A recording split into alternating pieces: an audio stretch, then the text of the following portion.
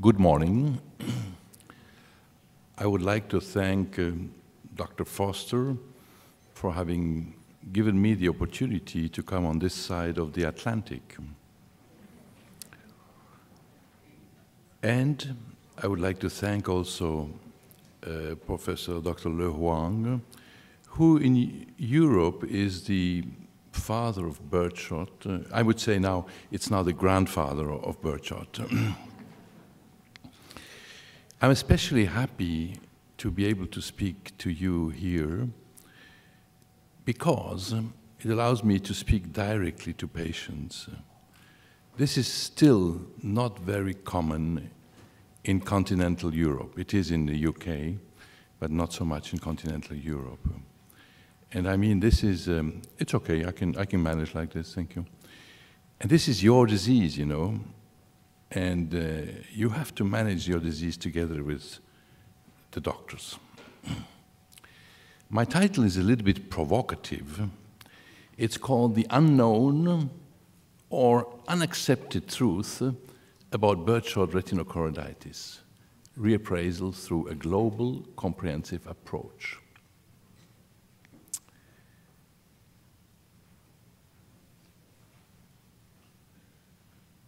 Okay, let's do it like this maybe. Yeah. This is the outline. We go through it a few times as the lecture is going along. First of all, what can we learn from the first two reports? What is the most appropriate eponym for the disease?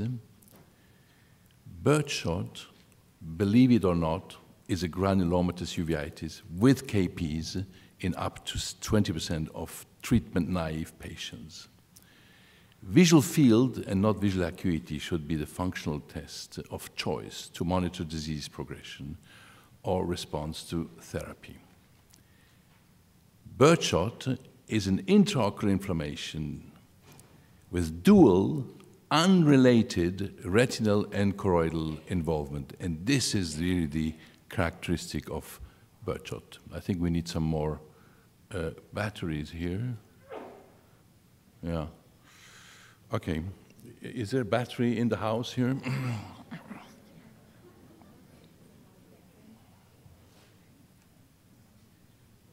Okay. Do we have another pointer here? Yeah. Okay. It's okay. We can go along like this. Thank you. All right, this one doesn't work now anymore. Come on.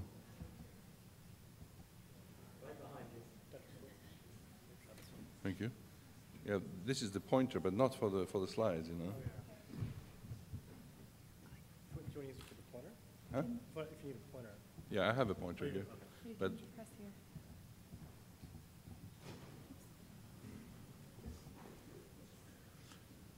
so, this was the first published study by Ryan and Momany, 13 patients, and we have forgotten about this. 3 out of 13 had KPs, vitreous cells, sheathing, macular edema. The disease is characterized by diffuse capillary vasculopathy with profuse leakage. What is a little bit negative about this article, all patients showed the spectrum of retinal pigment epithelium choroidal changes. There is no damage to the retinal epithelium, at least primary damage at the beginning of the disease. And systemic corticosteroids were not effective. Probably they're partly right, as we will see. Second study, this is a typical Don Gass report. She was so precise about everything. 11 patients, again, KPs in 2 out of 11, and on top of this, 2 out of 11 patients had mutton fat precipitates on posterior surface of detached vitreous. Again, this is a constant vitreous cells. He saw for the first time that these patients had an increased retinal circulation time. He also spoke of unexplained subnormal fluorescence of the retinal vessels during the entire course of angiography. He speaks of capillary leakage and of cystoid macular edema, but he has cystoid macular edema only in 3 out of 11 patients. Again, corticosteroid treatment was relatively ineffective. Now, we have forgotten that between the publication by Ryan and Momeny and the publication by Don Gass, there was a publication, Ryan and Momeny was in January. In December, in the AJO, Kaplan and Arberg published a report on 4 cases. And, as you know, Dr. Kaplan is here with us today. What is the most appropriate eponym for the disease? Momeny and Ryan called it birdshot retinochoroidopathy. The name was based on the striking choroidal lesions, which they called birdshot. The second term of the eponym, in this term, there is precedence of the retina over the choroid. Although the inflammatory character of the disease is clearly stated in their paper, authors chose the term of retinochoroidopathy. Second article, vitelliginous chororetinitis. This was the eponym, the name given. Again, this was based on the striking aspect of the choroidal lesions. Now, be careful. This is not retinal epithelium, pigmentary epithelium. This is really choroidal pigment. He underlines by talking about chorioretinitis the inflammatory aspect of this disease. Of the 2 proposed first terms, birdshot and not vitelliginous is the universally used and accepted term, and we have to go by this. For the second term of the eponym, the suffix pathy is not justified. This is not a central serous chorioretinopathy. This is an inflammation, so we need the suffix itis, as it is a clearly inflammatory disease. Furthermore, retina should be given precedence over choroid, as the structure mainly damaged is the retina, and it is also the retina that causes major disease morbidity. In addition, the first term of the eponym, birdshot, already draws the attention to the choroid, so the disease should from now on, from this minute on, be called birdshot retinochoroiditis. This is a granulomatous disease, and it was very well described by both the first authors here, the first paper, Ryan, Momeny, and Gass. We described the presence of granulomatous KPs in 3 of 19, and later, unfortunately, we found the 4th one, so it's 4 out of 19, and we were flabbergasted by what we found. So we asked ourselves, should we publish this? This is against everything which is said about birdshot. And then we went back to these first papers, and we were reassured, and we published it.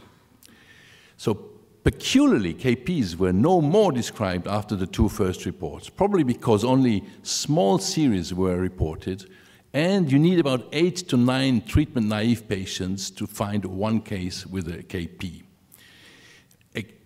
Even in one larger cohort of 80 patients analyzed at baseline, KPs failed to be described. But for sure, KPs cannot be listed as an exclusion criterion. Again, histology was very useful to us. Also, in the choroid here, as you can see this granuloma here, there are granulomatous signs. As you can see here also, the retinal pigment epithelium is absolutely not touched at this stage of the disease. This is a purely stromal choroiditis. Visual field testing, not visual acuity, is the appropriate functional test for monitoring disease evolution and response to treatment. This is a female patient presenting with symptoms of dimness of vision and subjective peripheral visual field deficit. Her vision is, we call this 125 in Europe. You can also call it 5/6. I mean, it's more than 6/6. Octopus is shown here, catastrophic. What can you see else? You can see here numerous hypofluorescent dark dots, which are associated by the usual picture on fluorescein. This is ICG, this is fluorescein, showing diffuse leakage of large and small vessels. What happens if you introduce inflammation suppressive treatment? And we will see later what does it mean, inflammation suppressive treatment. The retina gets back to quasi-normal state. The choroid is going back to a state without dark dots and with normal choroidal vessels. And sure enough, the visual field is following. This is a young golf teacher, and he came with a blurred vision here in one eye. We made a computerized visual field, and we see here that there is a bilateral decrease of visual field. His fluorescein angiography is like this, and can you see the amount of exudation which we have here? And it is very well shown here on the OCT. So what do we do next in these cases? We do an ICG, and sure enough, this is not only a unilateral disease, this is bilateral choroiditis. Visual field again made us suspect birdshot, and sure enough, B29, AB29 was positive. 19 of our 19 patients had visual field changes in at least one eye at presentation. Birdshot is an intraocular inflammatory disease with dual, unrelated, retinal and choroidal involvement. It features dual retinitis and choroiditis, as we can see here. And the culprit for the visual field deficit is not the choroid, it is the retina here. The choroidal disease is what we call a stromal choroiditis. It is in the stroma here. It is not in the choriocapillaris. It is not at the level of the pigment epithelium. And this is a cartoon of what is happening, and this is what you see on the ICG.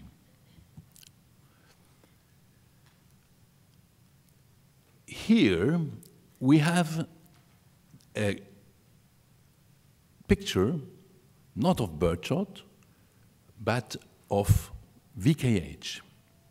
In VKH, the disease behavior is completely different.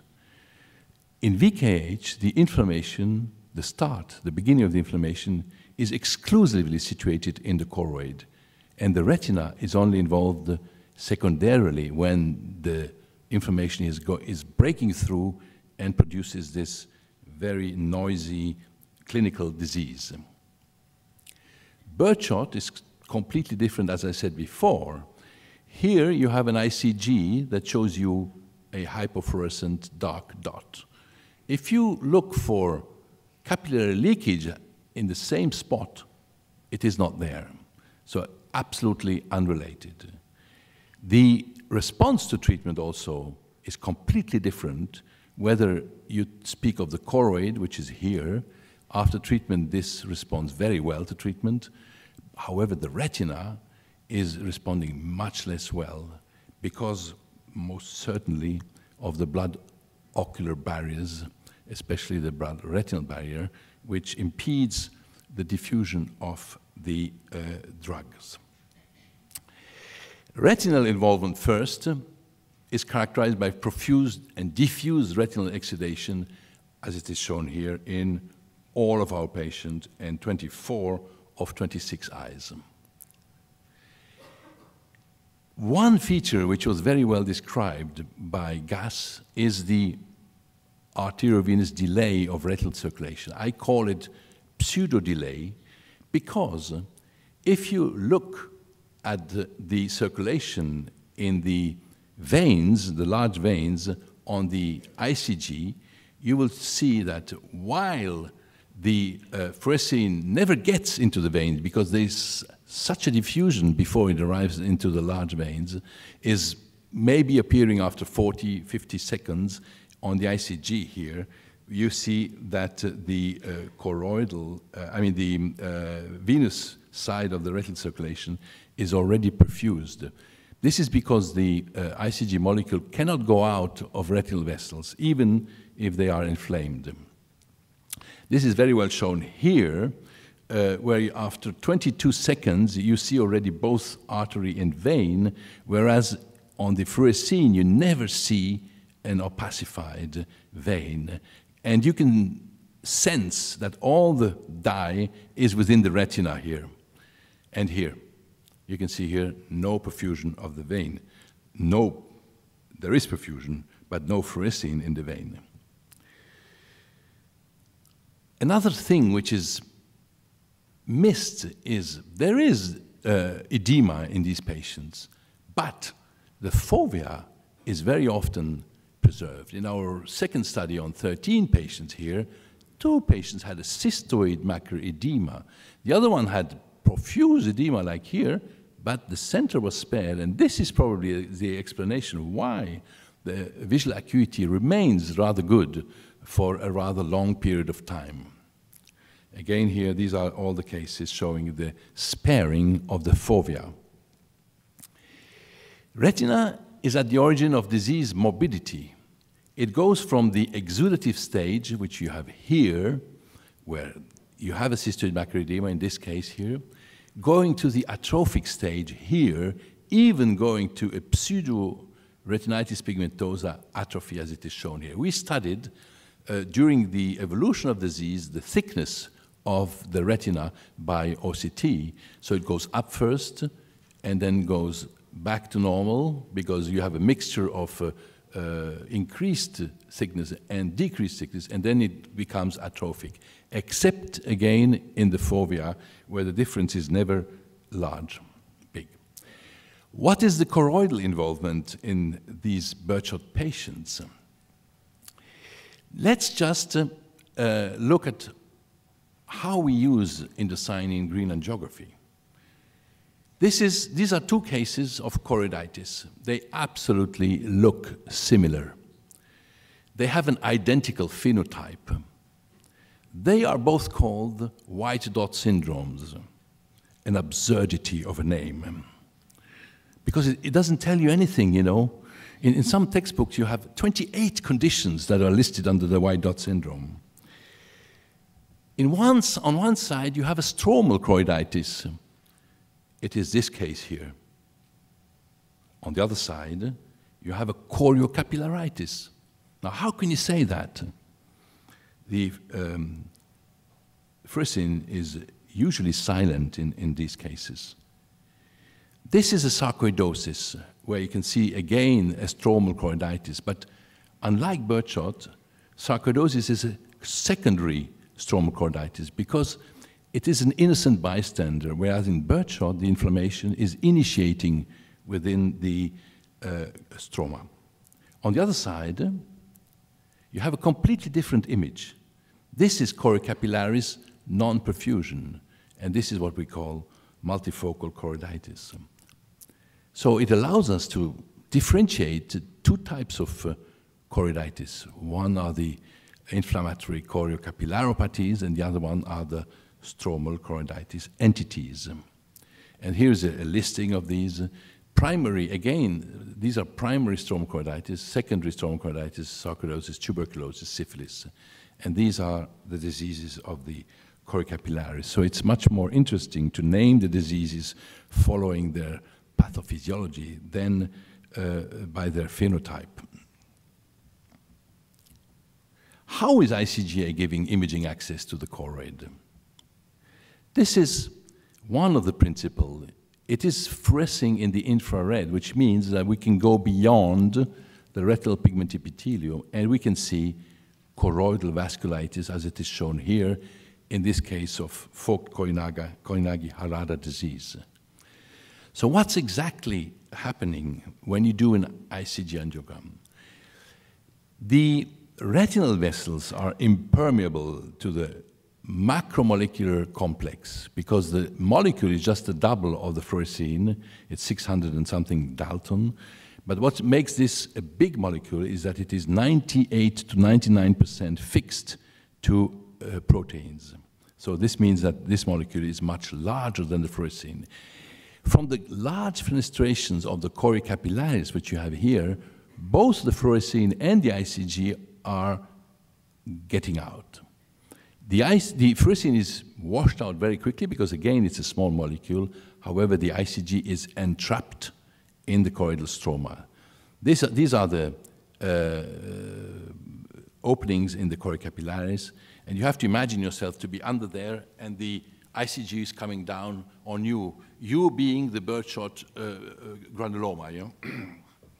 So in the place where the birdshot granuloma is, you will have absolutely no fluorescence. This is just the other mechanism which is related to choriocapillaritis. It is non-perfusion of the choriocapillaris, and it gives you much different images, geographic type of hypofluorescence. It is illustrated here. This is what happens. This is the cartoon, and this is what you see on the ICG. This is birdshot. Here you can see in VKH, the infiltrate is going from sclera to retinal pigment epithelium, so it is a full thickness, and it will remain on the late phase of the angiography. You can also see vasculitis of the choroid, as it is shown here. Early choroidal disease is occult and can only be detected using ICGA. And this is absolutely essential for the early diagnosis. You would agree with me.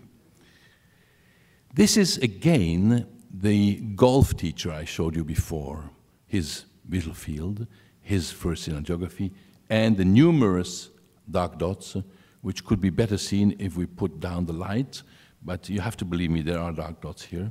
And you cannot recognize anymore the pattern of the choroidal vessels.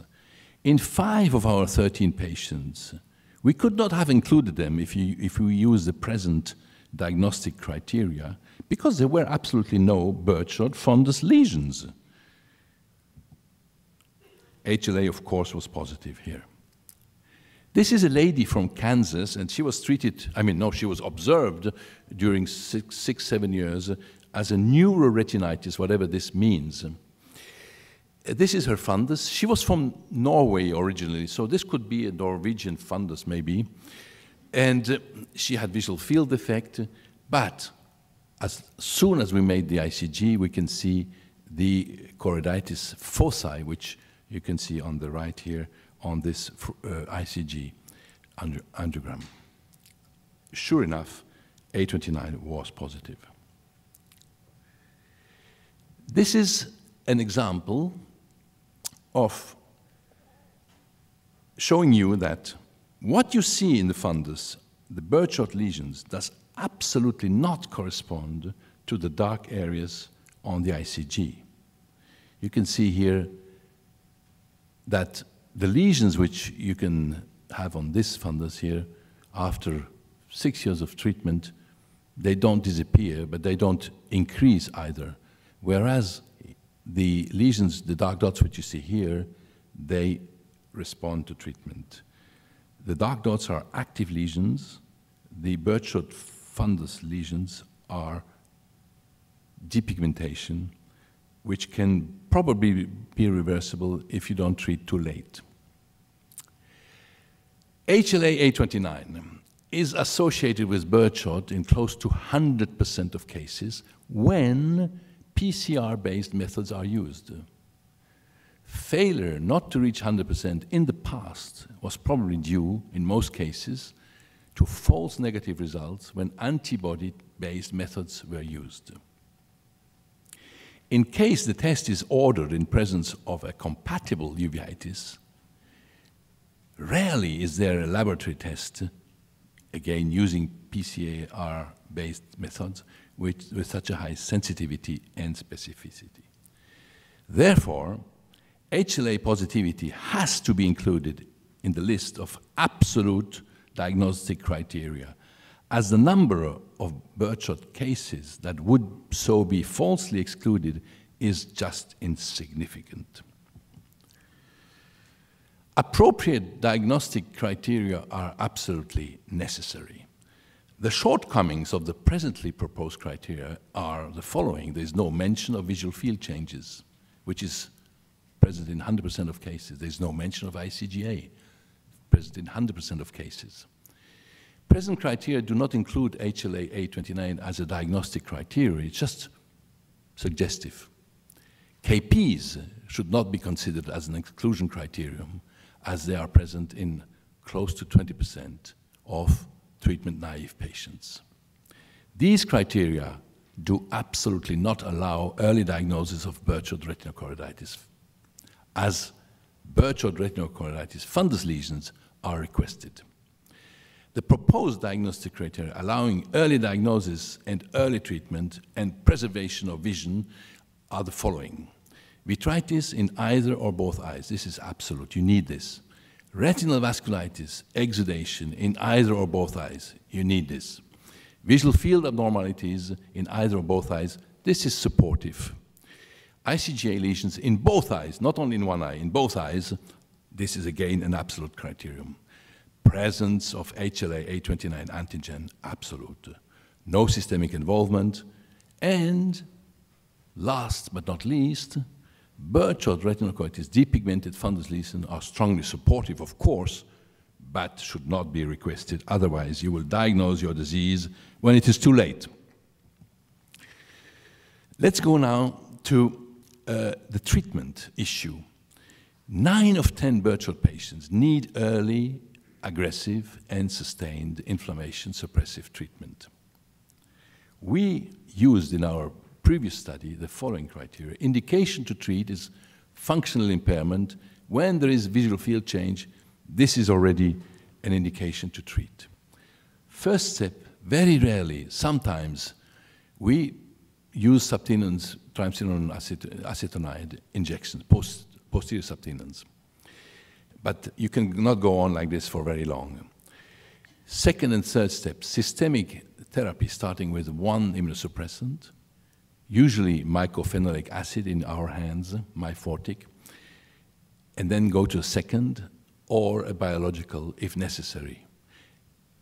As you can see, I don't put corticosteroids in the treatments.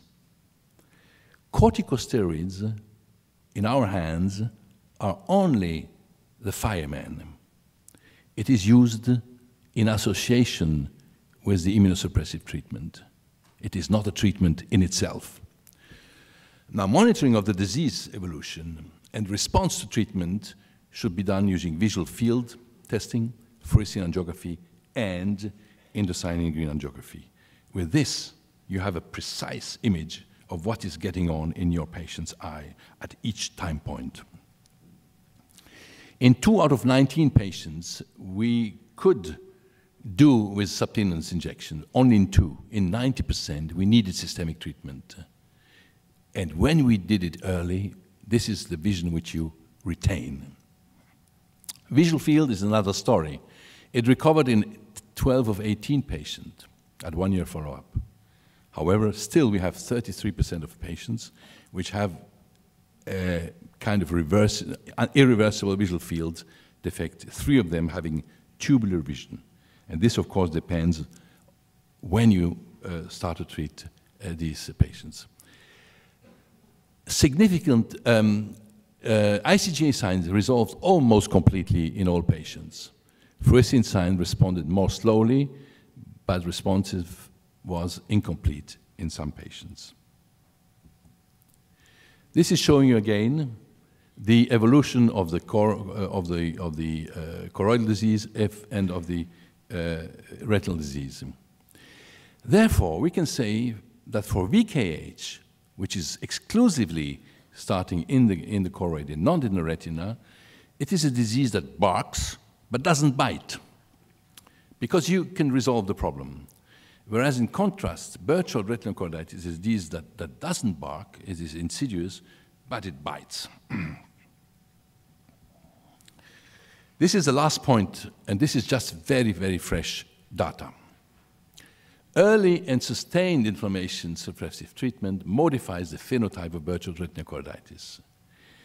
Nowadays, we should not be content to use the parachute technique to treat these cases. What is the parachute technique? It just allows you a soft landing, but the disease is going on slowly, But surely, what we need nowadays is the Terminator type of treatment. For those who can't read French here or understand French, to save the future, we have to work on the present. And we need sustained ICGA monitor inflammation suppressive treatment. This is a case of VKH, very acute. If you treat these cases early and very aggressively, they will never go to sunset glow fundus, even though the disease is really very aggressive. This is 33 months after this time here. You can see there is no sunset glow fundus. I must say that the patient is still under mycophenolate. If you don't do that, this is what you get: sunset glow fundus and scars of dull and Fuchs nodules. This patient was treated some years after the start of the disease, and at that time you're too late. And this is exactly the same for Burchard. If you treat early, after 6 years of treatment, no Burchard lesions, as it is shown here, and no dark dots. Never develop. Another case, I think I will go a little bit clicky. Can show you 6 cases like this. Now this is a case that was treated late, and you can see that not only are there Burchard lesions, but there are also scars like this here. And this might pose a problem to make a difference between multifocal choroiditis and Burchard when it is at this stage. The situation on the fundus is exactly the same. However, again, the new lesions, they disappear. So it is still important to treat even late-stage disease. This is a very rare case. We have lesions at the start. And here, after how many years? After 11 years of IST, inflammation suppressive treatment, Burchard lesions have disappeared. In some rare instances, rice-shaped, depigmented Burchard lesions seem to respond. Probably, these are cases where there are residual melanocytes and that the area is repopulated. Again, all active disease has been eradicated by these 11 years of treatment. This is the data which are going to be published in fall. Burchard lesions after therapy, 1 in 6 when they were not present at presentation. And here, so 1 patient, despite treatment, evolved toward depigmented lesions.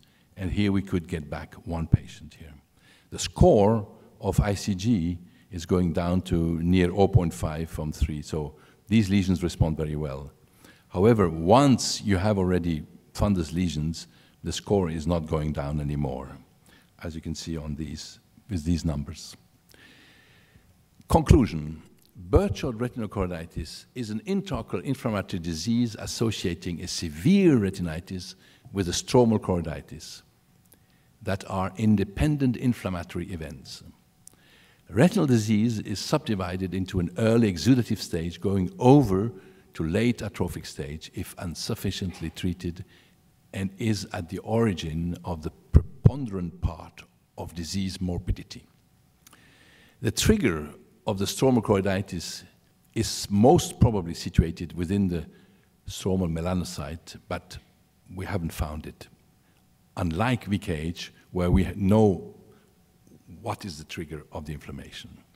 The RPE is not primarily involved in the choroidal inflammation. This is a granulomatous uveitis that can present with KPs. Fluorescein angiography best analyzes retinal involvement and includes massive retinal exudation from small to large retinal vessels causing diffuse retinal edema in the exudative phase, vascular sheathing, and disc hyperfluorescence. Fovea is relatively spared from massive retinal edema, explaining good visual acuity by a large proportion of patients for a relatively long period. ICGA, crucial to analyze choroidal disease, shows hypofluorescent dark dots produced by stromal inflammatory foci, and it produces fuzziness of large choroidal vessels due to choroidal vasculitis. ICGA shows active stromal choroiditis that is always occult. ICGA is necessary. It's not just one of the investigations. It's crucial for early diagnosis. It's necessary to diagnose early disease before the appearance of birdshot choroiditis, fundus lesions, as well as in case of atypical fundus lesions. Choroidal disease becomes apparent only after with the hypo and depigmented rice-shaped fundus lesions. This is only after some time of evolution. If you want to be there before, you need to do an ICG to prove that active choroidal inflammation is going on. Occult hypofluorescent dark dots do not correspond to birdshot fundus lesions that have no translation on ICGA. And you see a lot of papers that misunderstand this. They think the fundus lesions are the same thing as what you see on ICG. The main functional parameter to be used is visual field testing. HLA-A29 is positive in almost 100% of patients if you use PCR-based methods. If you have a negative HLA-A29, you should be extremely doubtful on the diagnosis of your patient. In the large majority, over 85% of cases, aggressive and sustained inflammation suppressive treatment is necessary. That can comprise 1 or 2 immunosuppressants and or biologics given early in disease as long as functional visual field impairment is present. If given early, before birdshot retinochoroidal fundus lesions are identified, IST can modify disease phenotype as it prevents, this is a French word here, appearance, of course, of birdshot retinochoroiditis depigmented fundus lesions. This is a dedication to Rhea Mattox and Annie Folkert, who is in the room, I think, who founded the Birdshot Chororetinopathy Uveitis Society, a patient group within the UK, or maybe going over the UK borders, I think, from whom I bought this fantastic T-shirt here. They and many others are allowing patients to generate the mutual support needed to cope with their difficult problem. They inspired my work, and their action keeps reminding me that beyond cases there are patients, and beyond technicalities and investigations, we do not only take care of leakage or hypofluorescent dark dots, but of human beings with their hardships and anxieties. Thank you very much.